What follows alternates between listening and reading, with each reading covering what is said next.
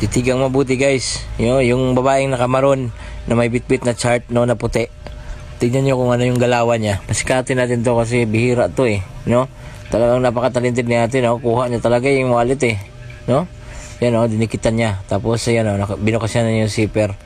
Nibukas na yung zipper, hanap niya na yung simpo kasi yung babae, kaharap na eh.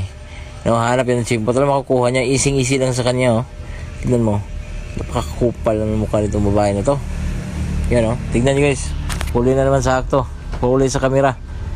Klarong-klaro yung muka. Pakikalat guys. Pakishare ang video para kumalat ang muka ng babae na to. No? Pasikatin natin to, no? Para makita ng mga anak niya kung anong trabaho ng nanay niya. Diba? O, yan o. So, dapat maging proud sila. Yan o. Tignan mo yung muka. Klarong-klaro yan. O. Diba? Kukunin niya yan talaga. Kukuha niya yan. O, yan o. Ayan. O, yun. Kuha na.